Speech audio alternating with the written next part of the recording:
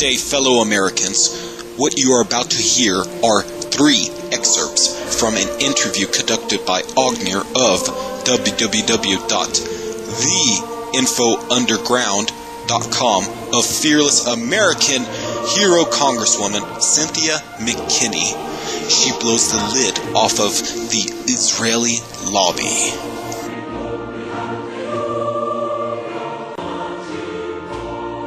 During her 2002 run as an United States representative, she had a Zionist ADL insider spying on her team. That Washington is under a state of Washington D.C. is under siege by a very powerful group. You named the pro-Israel group. Can you give me some more details about the harassment that over your 12 years that you suffered? During the 2002 re-election campaign, there was a gentleman who was in my campaign headquarters who basically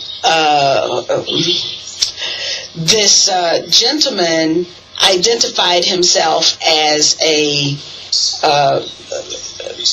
observer, a political observer of our campaign.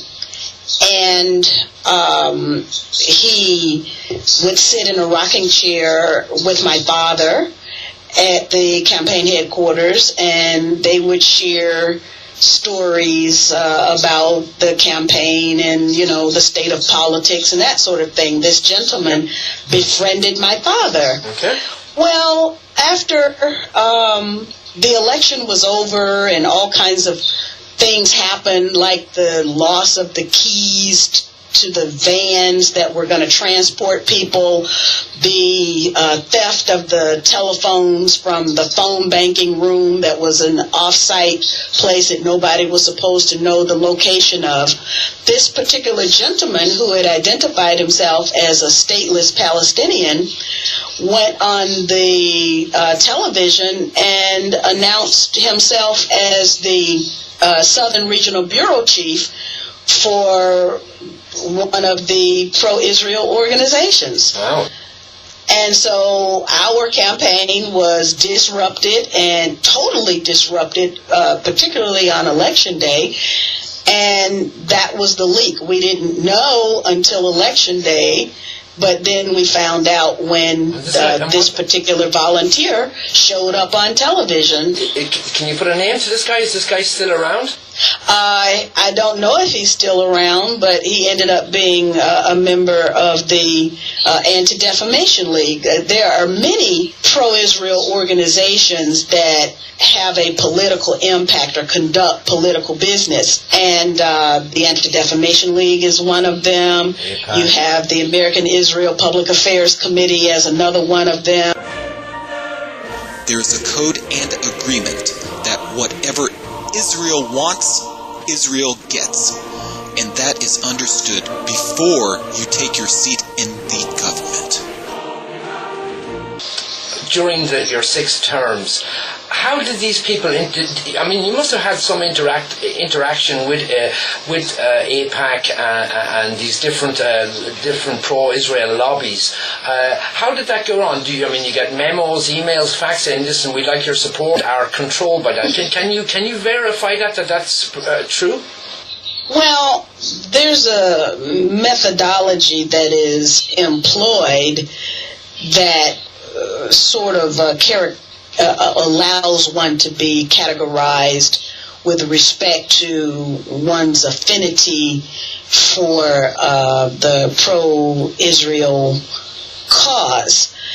And so that methodology includes, for example, a statement or a signing of a pledge or a statement being made when you're a candidate for Congress that you are going to observe certain issues in the Israeli interest. For example, military superiority of Israel, continued economic support from $30 billion free dollars a year. Yes, whatever the amount is that is designated by the Israeli interest as to how much they need from the U.S. Treasury for military and economic support.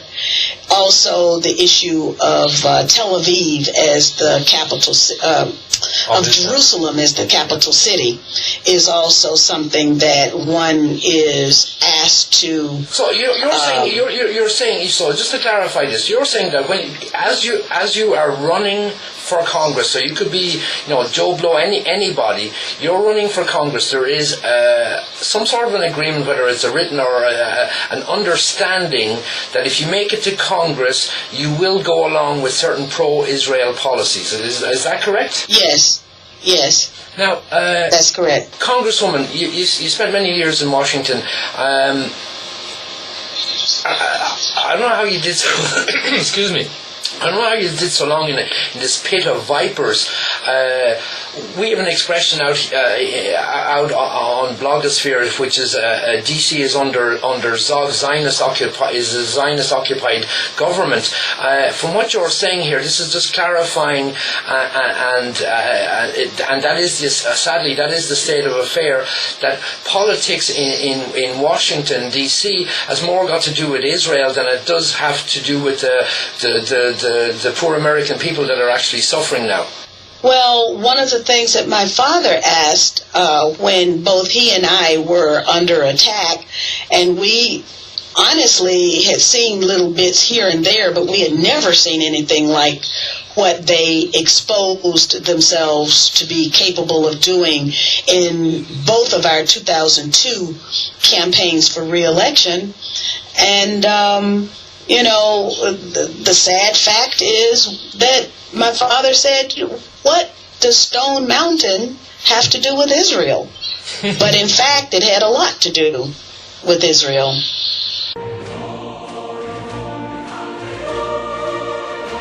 Zionist Jewish control of 99% of Washington, D.C. In her own words, Washington under siege. How many friends do we have in Washington D.C.? If you were to look around and see some of the other politicians around, do we? I'm talking about the people of America, but the people of America are people of the world, which includes me and includes everyone. We watch on to what happens to this viper pit. Do we have many friends in Washington D.C. actually? I think the measure should be when one of those resolutions comes up, like, for example, some measure that AIPAC, the American Israel Public Affairs Committee, is pushing. And that generally is going to be some anti-Sudan, anti-Somalia, anti-Iran, anti-Libya, might be an anti-Lebanon piece of legislation. You look and you see who votes yes and who votes no. And then it's very clear who you probably have no more than 3 to 4 to 5 people out of 535 people who would be what you would consider putting the U.S. interest first. 1%. 5 out if you're lucky. Wow. Yeah, 5 out of 535. Well, I just want to get into a little bit about. Cynthia, that's an absolutely flabbergasting number. Basically, the American people have no voice in Washington D.C. Maybe that's why it's not part of the United States. To download and listen to the full interview, go to www.theinfounderground.com or www.imthewitness.com. We don't have any time left. Spread this video to any and all you can. Thank you, and we shall overcome the Zionist-occupied government and reclaim the Republic.